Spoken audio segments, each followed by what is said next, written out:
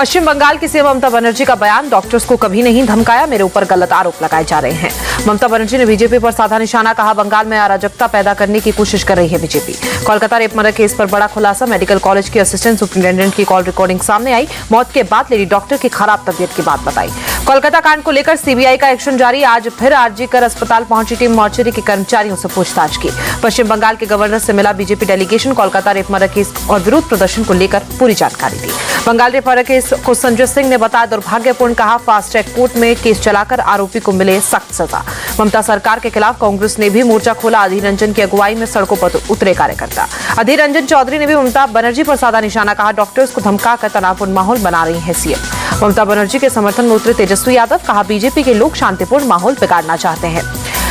गांधरबल विधानसभा से उमर अब्दुल्ला ने चुनाव प्रचार शुरू किया, बीजेपी को हराना मकसद। जम्मू कश्मीर चुनाव के लिए तैयार बीजेपी प्रदेश अध्यक्ष रविंद्र रैना बोले बीजेपी की शानदार शुरुआत हुई। हरियाणा चुनाव पर एक्शन मोड में बीजेपी, जेपी नड्डा के घर अमित शाह, मनोहर लाल खट्टर और सीएम नायब सिंह सैनी समेत तमाम नेता का मंथन। चुनाव प्रभारी धर्मेंद्र प्रधान के घर भी मीटिंग हुई।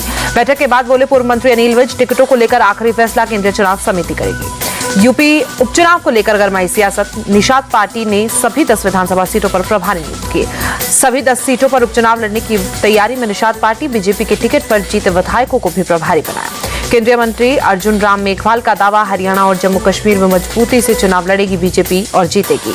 कानपुर में समाजवादी पार्टी पर बरसे सीएम योगी, कहा पहले यूपी की पहचान गुंडागर्दी और अराजकता से होती थी, अब विकास और कानून व्यवस्था से है। आदिवासियों के अस्तित्व की करूंगा रक्षा, बीजेपी में शामिल होने से पहले बोले चंपई सोरेन। पीडीपी ने 4 सीटों के लिए प्रभारी घोषित किए, इरफान अली को सोपोर का प्रभारी बनाया गया।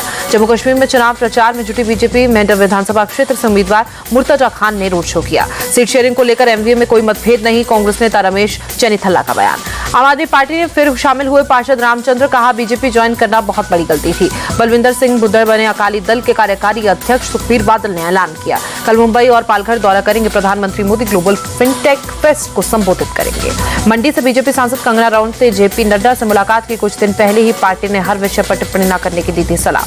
कंगना के बयान पर थम नहीं रहा विवाद, पंजाब के मंत्री हरपाल सिंह चीमा बोले पार्टी को उनका अच्छे से इलाज कराना चाहिए। शिवाजी की प्रतिमा गिरने के मामले में सियासत तेज, मुंबई में अपनी ही सरकार के खिलाफ एनसीपी अजीत पवार गुट का प्रदर्शन। महाराष्ट्र सीएम एकनाथ शिंदे ने फिर मांगी माफी, कहा छत्रपति शिवाजी महाराज हमारे भगवान, एक बार नहीं 100 बार माफी मांगता हूं। सीएम एकनाथ शिंदे की विपक्ष को नसीहत, कहा छत्रपति शिवाजी महाराज के मुद्दे पर राजनीति न करे। सिंधुदुर्ग में छत्रपति शिवाजी की प्रतिमा गिरने का मामला, नौसेना की अध्यक्षता में ज्वाइंट टेक्निकल कमेटी का गठन। अपने पिता केसीआर की मिली के कविता शराब घोटाले केस में जेल में बंद थे बीआरएस नेता।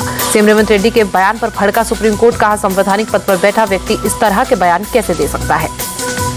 मुस्लिम विवाह और तलाक के लिए कराना होगा रजिस्ट्रेशन, असम विधानसभा में बिल पास हुआ। हिमाचल के सीएम मंत्री और सीपीएस 2 महीने तक नहीं लेंगे वेतन, प्रदेश की आर्थिक स्थिति को देखते हुए फैसला लिया गया। हिमाचल सीएम के वेतन नहीं लेने के फैसले पर बीजेपी का तंज, कहा राहुल गांधी के गारंटी मॉडल की वजह से प्रदेश की ऐसी स्थिति हुई।